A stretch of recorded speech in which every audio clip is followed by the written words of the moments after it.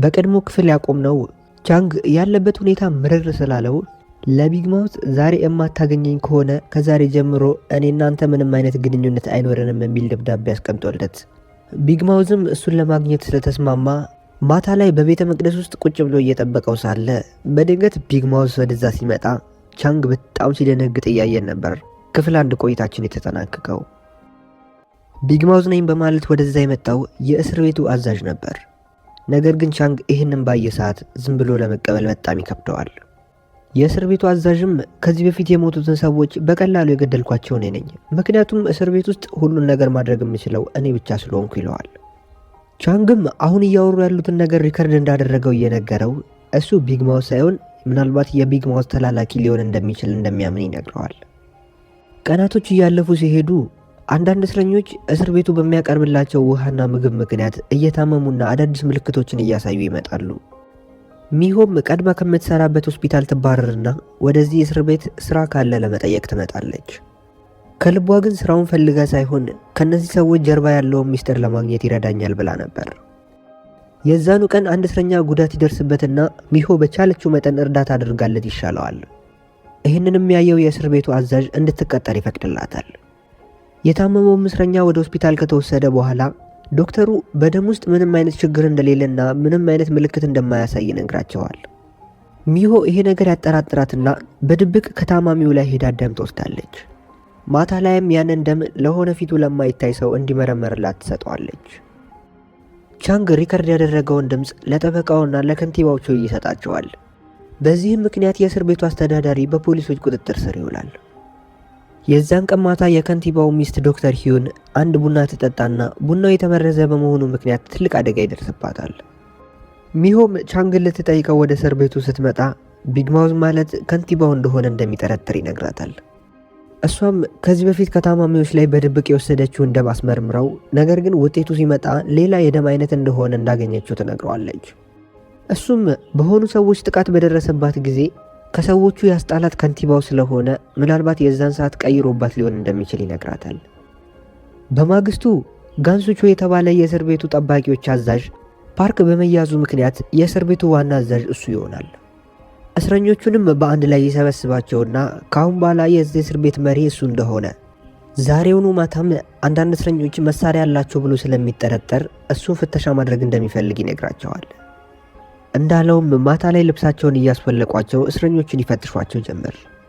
ይህንን የሚያደርግበት ምክንያት እውነትም መሳሪያ ያላቸው ብሎ ፈርቶ ሳይሆን የቢግ ማውዝ ተላላኪዎች ሰውነታቸው ላይ ቴሮ ካርድ ላይ ያለችዋን ሎጎ ተነቅሰውት ስላለ እነሱን በመለየት ቻንግን ሊረዳው ተስማምተው ነበር ይህንን የሚያደርገው። እናም እነዛን ንቅሳቶች አንዳንድ እስረኞች ላይ አግኝተዋል። በማግስቱ ፓርክ ወደ እስር ቤቱ ይመጣል።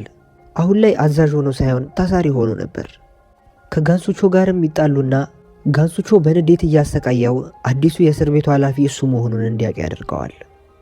በድጋሚም እስረኞችን ይሰበስባቸውና ባገኙባቸው ንቅሳት መሰረት እነዚህ ሰዎች የቢግ ማውዝ ተላላኪ እንደሆኑና ቢግ ማውዝ እስር ቤት ውስጥ የራሱን ሰዎች እንዳደራጀ ቢግ ማውዝንም ፈልጎ ላጋለጠለት ሰው የሚፈልገውን ነገር እንደሚያደርግለትና ነገር ግን ቻንግ ቢግ ማውዝ አለመሆኑን ካሁኑ እንዲያውቁ ያስጠነቅቃቸዋል። እስረኞቹም የድሮ የእስር ቤቱ አዛዥ የነበረውን ፓርክ እየደበደቡት ቢግ ማውዝን እንዲያጋለጥላቸው ያሰቃዩታል። ቻንግም ይመጣና በዚህ መልኩ አይሆንም ብሎ ያስቆማቸዋል። ቻንግም ወደ አዛዡ ይሄድና ስለ አንዳንድ ጉዳይ እያወሩ ባለመግባባት ይከራከራሉ።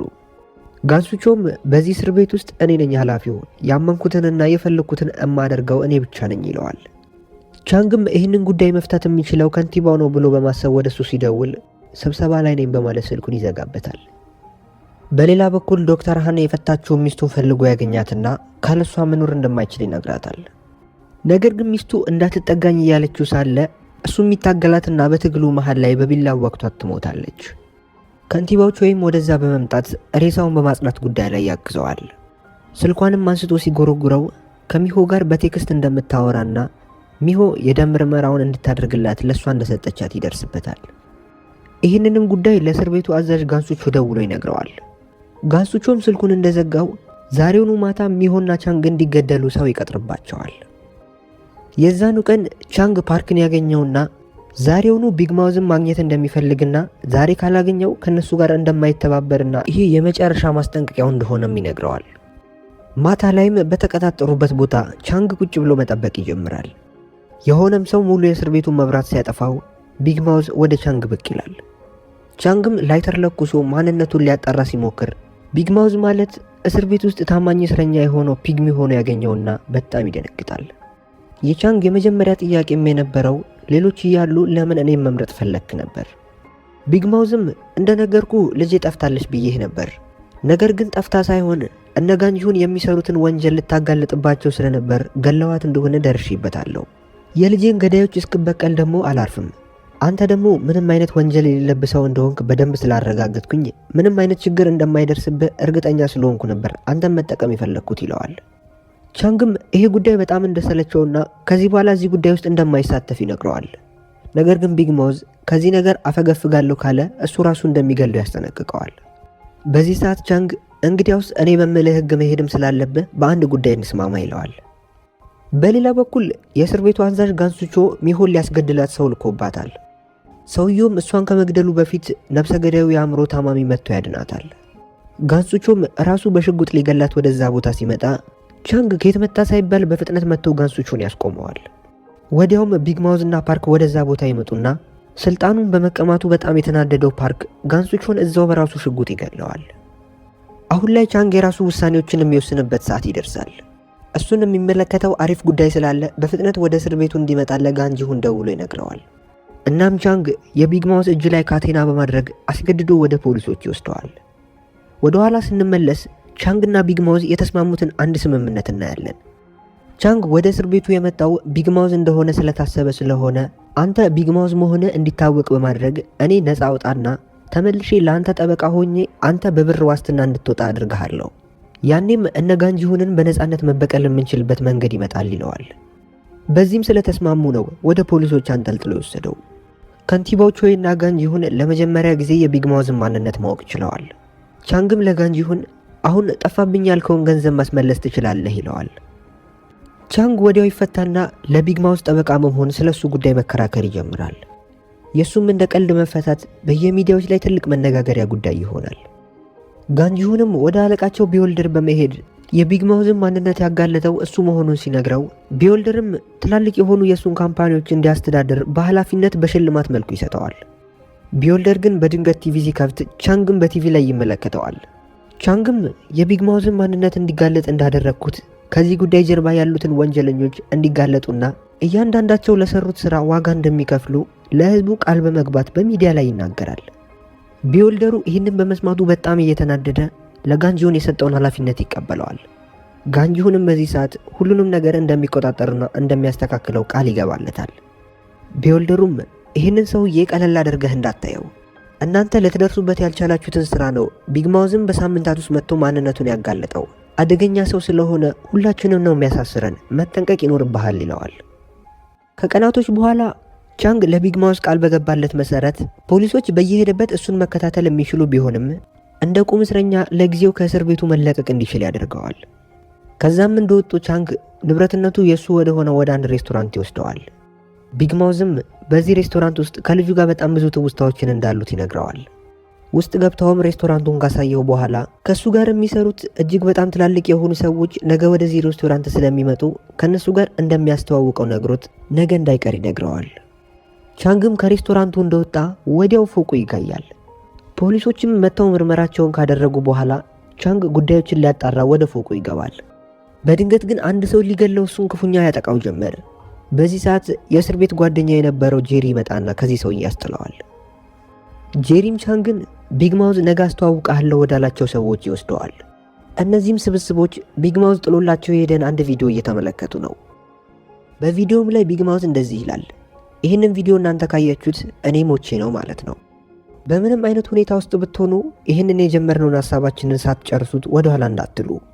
እንደኔ ሆኖ በቢግ ማውዝነት ጉዳዩን የሚያጠናቅቅ ሰው ምረጡና እስከ መጨረሻው በዚህ ጉዳይ ተፋልማችሁ እነዚህን ወንጀለኞች ማጋለጥ ይኖርባቸዋል ብሎ ያስቀመጠላቸውን መልእክት ይመለከታሉ። ቻንግ ጎበዝ ስለነበር ልክ እንደ ቢግ ማውዝ ሆኖ እንዲሰራ ይመረጣል። ይህንን የሰማው ፓርክ በጣም ነበር የተናደደው። ነገር ግን ምንም ማድረግ አይችልም። እዚህም ተናዶ ከነሱ ጋር መቀጠል እንደማይፈልግ ሲናገር ቻንግ ተናዶ በየሄድክበት ስልጣን ብቻ ነው የሚታይህ በማለት ይናገረዋል። በዚህም ሰዓት የቻንግ አብሮ አደግ ጓደኛ የሆነው ሱንታይ ወደዛ ቦታ በመምጣት የዚህ አባል መሆኑን በማሳወቅ ቻንግን በጣም ያስገርመዋል። ቻንግ በመመረጡ በጣም የተናደደው ፓርክ ቻንግን ስለማሰቃየት በአእምሮ ውስጥ ማሰብ ይጀምራል። አሁን ያለው አማራጭም ወይ የእነሱን ውሳኔ ተቀብሎ ከነሱ ጋር መስራት ወይ ቡድኑን መተው ብቻ ነው። በሌላ በኩል ከንቲባው ዋና ዋኝቶ ሲወጣ የሆኑ ሰዎች ሊገሉት ይሞክራሉ። ትንሽ ጉዳት ቢደርስበትም እንደምንም ግን በህይወት መትረፍ ይችላል። በሌላ በኩል ዶክተር ሂዩን ከቢሮዋ ውስጥ አንዳንድ መረጃዎች እየጠፉባት ስለሆነ በጣም ትናደዳለች። በድብቅ መረጃዎችን የምትሰርቅባት ሚሆ እንደሆነች ስለማታቅ ወደ ቢውልደሩ በመሄድ ይሄ ቢሮ ታሽጎ አዲስ ቢሮና አዲስ ታማኝ የሆኑ ሰዎች እንደሚያስፈልጋትና ጉዳዩ አስጊ ደረጃ ላይ ሳይደርስ በዚህ ጉዳይ እንዲያግዛት ትነግረዋለች። በማግስቱም እነጋንጂውን ፊት ለፊት ቢውልደሩ ጋር ትቀርብና ስራዎችን ከነጋንጂውን በላይ እየሰራች ያለችው እሷ እንደሆነች በመጥቀስ እነጋንጂውን እያስተዳደሩት ካሉት ካምፓኒዎች ግማሾቹን ማስተዳደር እንደምትፈልግ ስትናገር ቢውልደሩ ያለምንም ማንገራገር ፍቃድ ይሰጣታል። ጋንጂውን በዚህ ውሳኔ በጣም ነበር የተቃጠለው። ነገር ግን ምንም ማድረግ የሚችለው ነገር አልነበረም። ከንቲባዎች ወይም ስለደረሰበት ጥቃት አንዳንድ መግለጫዎችን በሚዲያዎች ላይ ሰጥቶ ፖሊሶች ጉዳዩን ይፋ እስኪያደርጉ ድረስ ጋዜጠኞች ምንም አይነት ግምታዊ መረጃዎችን እንዳይሰጡ ያስጠነቅቃቸዋል። በቢውልደሩ ውሳኔ በጣም የተናደደው ጋንጂውን ከጓደኞቹ ጋር እየጠጣ ሳለ ቻንግ ይደውልለትና ነገ ሊያገኘው እንደሚፈልግ ይነግረዋል። ተገናኝተውም አለቃችሁን ወይም ቢውልደር የተባለውን ሰውዬ እንድታገናኘኝ ይፈልጋለሁ። አንተና ከንቲባዎች ወይ የቢውልደሩን ንብረቶች ለመውረስ እንደምትፎካከሩ አውቃለሁ። አንተ ሰውየውን ካገናኘህኝ እኔም በምትኩ በዚህ ልረዳህ እችላለሁ ይለዋል። በቀጣዩ ቾይ ወደ ሚዲያዎች በመቅረብ በቀጣዩ በሚደረገው የከተማ ከንቲባ ምርጫ ላይ መሳተፍ እንደሚፈልግ ለህዝቦቹ ያሳውቃል። በማግስቱም ጋንጂሁን ቻንግን ከቢውልደሩ ጋር ሊያገናኘው ይዞት ይሄዳል። ቻንግም ለቢውልደር ቢግማውዝ ማለት እኔ ነኝ ይለዋል። ነገር ግን ቢውልደር ቢግማውዝ እንደሞተ አውቃለሁ፣ ልትሸውደኛ ትሞክር ሲለው በእርግጥ በፊት ላይ እኔ አልነበርኩም ቢግማውዝ፣ ነገር ግን እሱ ከሞተ በኋላ ኃላፊነቱ ለእኔ ተሰጥቶኝ ቢግማውዝ የሚለውን ስያሜ በይፋ አግኝቻለሁ ይለዋል። ዛሬ ወደዚህ የመጣው እርስ በእርሳቸው የሚደጋገፉ ከሆነ ሁለታቸውም ጥሩ የሆነ ውጤት ማግኘት እንደሚችሉ ይነግረዋል። ነገር ግን ቢውልደር ከቻንግ ጋር ቢሰራ ምንም አይነት ጥቅም እንደሚያገኝ አልተሰማውም። ነገር ግን ቻንግ ከሱ ጋር በቢግማውዝ ጉዳይ ላይ አብረው የሚሰሩ አባላቶችን ሲያሳየው እጅግ በጣም ትላልቅ የሆኑና በከተማው ላይ ብዙ ውሳኔዎችን ማድረግ የሚችሉ ሰዎችን ስም ዝርዝር ይመለከታል። ከነሱ ጋር ቢስማማ ለሱ ጥሩ እንደሆነ ይሰማዋል። ቻንግም እሱ የሚፈልገው በቀጣዩ የከንቲባ ምርጫ ላይ እንዲያሸንፍ እንዲያደርገው እንደሆነ ሲነግረው ቢውልደር ስለዚህ ጉዳይ ትንሽ ሊያስብበት እንደሚፈልግና ነገር ግን ለትውውቃቸው ብቻ ነገ ልደቱ ስለሆነ በቤቱ እንዲመጣ ይጋብዘዋል። ቻንግም ተስማምቶ ቢሮውን ለቆ ሲወጣ ከንቲባዎቹ ይከተለውና የማያሸንፈውን ጦርነት እየጀመረ እንደሆነ በመናገር ያስፈራረዋል።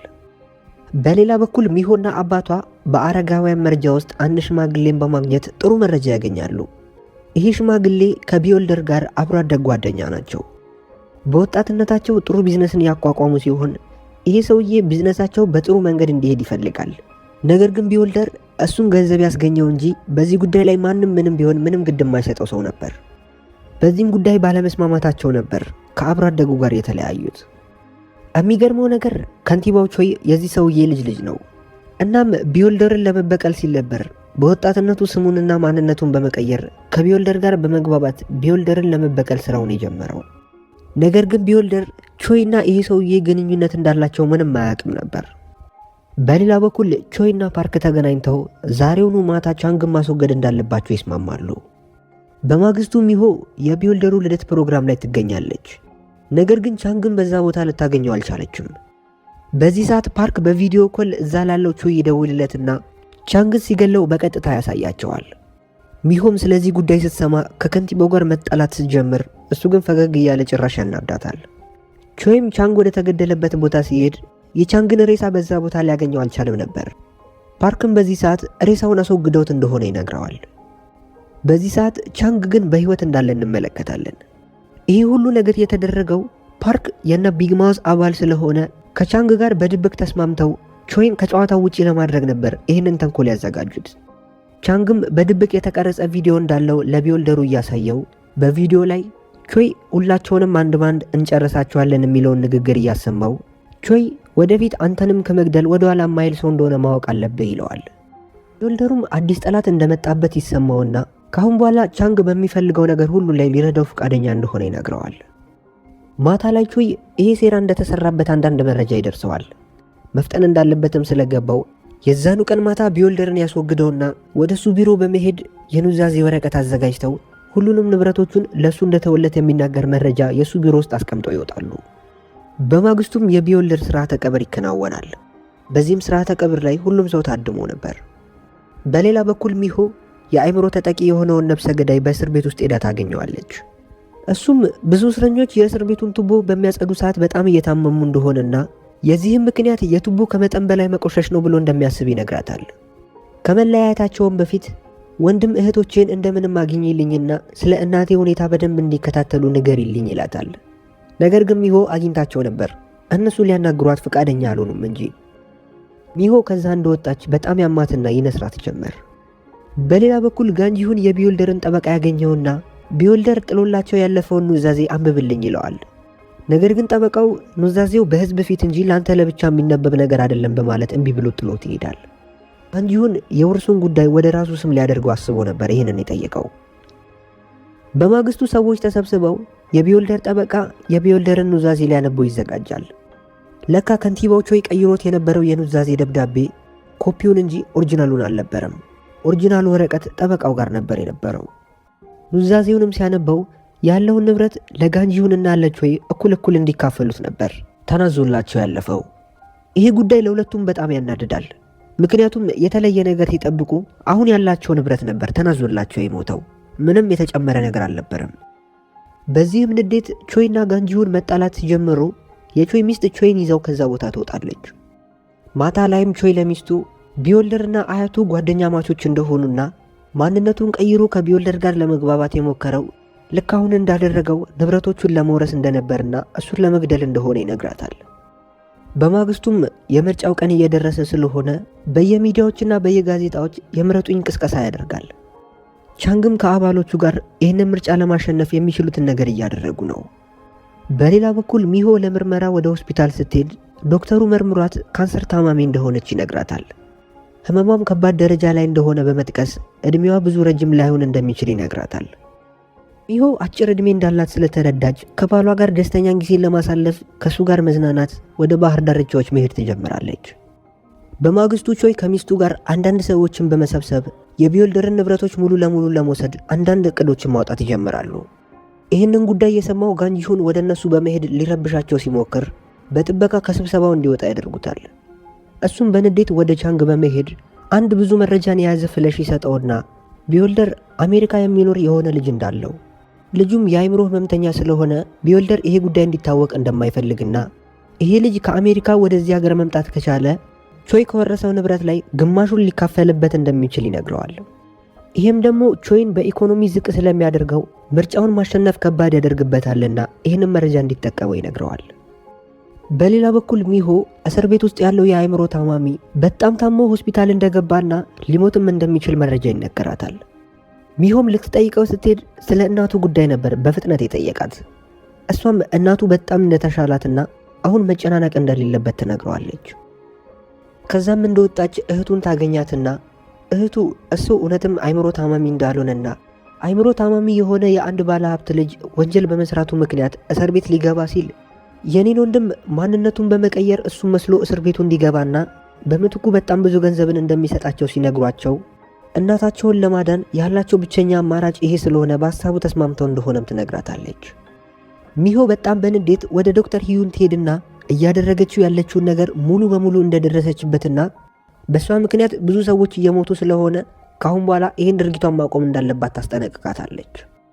ማታ ላይም ከባሏ ጋር አሪፍ ራትን እየበላች ደስ የሚልን ጊዜ በማሳለፍ በምርጫው ጉዳይ ላይም አንዳንድ ሀሳቦችን ታማክረዋለች።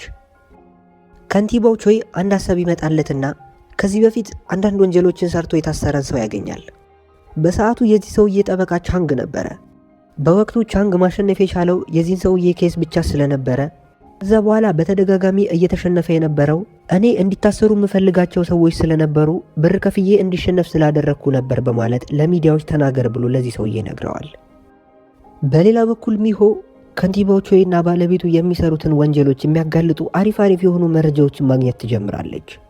አንድ በጣም ትልቅ የሆነ የአሳ ማርቢያ ድርጅት እንዳለና ይሄ የአሳ እርባታ ድርጅት ውሃዎችን የሚያገኘው ኤኬ ከሚባል የሽቶ አምራች ድርጅት እንደሆነ፣ ይህም ድርጅት የራሳቸው የነ ከንቲባው ቾይ እንደሆነና ድርጅቱ የሚወጣውን ቆሻሻ ውሃ የሚያስወግዱበትን መንገድ ስላጡ አሳ ለማርቢያነት እንደተጠቀሙት፣ ውሃው ደግሞ የተመረዘ በመሆኑ አሳዎቹ ለሰው ጤና እጅግ በጣም አደገኛ መሆናቸውን ትደርስበታለች። ሚሆ የድርጅቱን ማናጀር ሄዳ ለምን ይህንን እንደሚያደርጉ ስትጠይቀው አሳዎቹ ለገበያ የሚቀርቡና የማይሸጡ እንደሆነና አሳዎቹን የሚያረቧቸው ከራሳቸው ፋብሪካ የሚወጣው የተረፈ ምርት ውሃ ወደ ከተማው መለቀቅ ስለማይችልና ያለ ምክንያት የምናባክን ከሆነ ድርጅታችን ስለሚዘጋ ውሃውን እያጣራን አሳዎችን እናራባበታለን በማለት ነበር መንግስትን ዋሽተን ዝም ብለን አሳዎችን እያረባናቸው ያለ ነው እንጂ ለገበያ የሚሸጥ አይደለም ይላታል።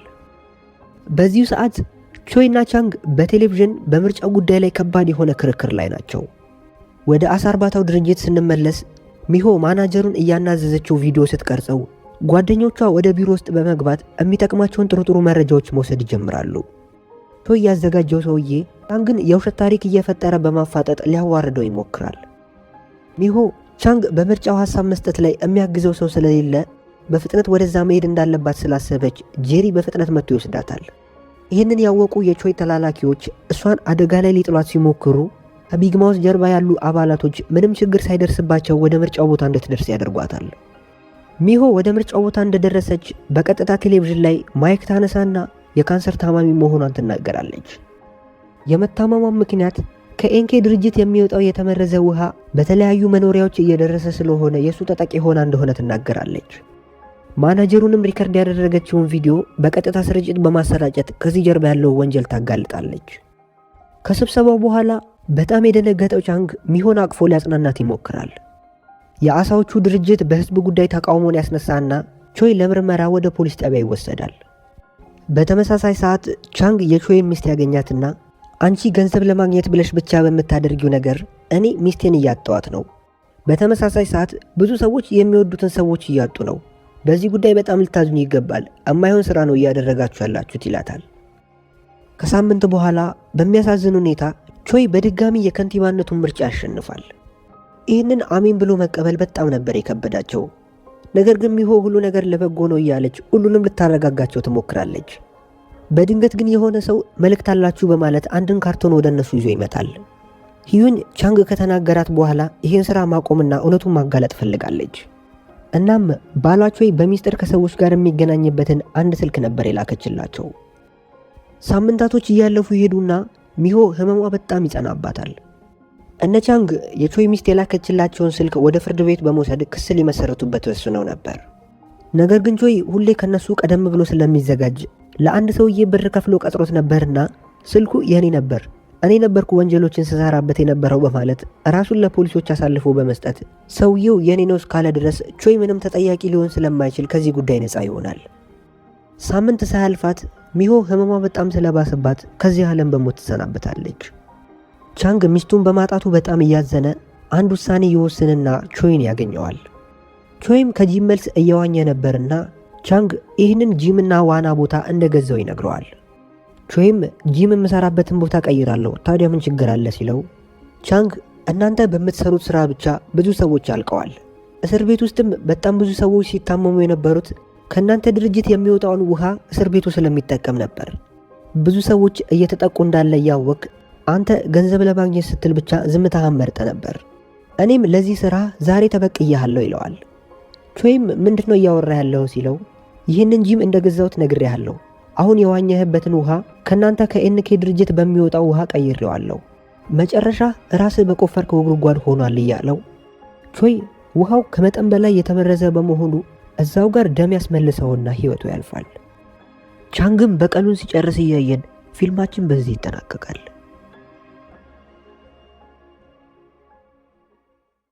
ተመልካቾቼ ፊልሙን እንደወደዳችሁትና አሪፍ ቆይታ እንደነበረን ተስፋ አድርጋለሁ። ያላችሁን ሐሳብና አስተያየት በኮሜንት ላይ ያስቀመጣችሁልኝ፣ አዳዲሶች ሰብስክራይብ፣ ይህንን ቪዲዮ ሁላችንም ላይክ ማድረጋችንን አንርሳ። በቀጣይ በሌላ በምርጥ ፊልም እስከምንገናኝ ሰላም።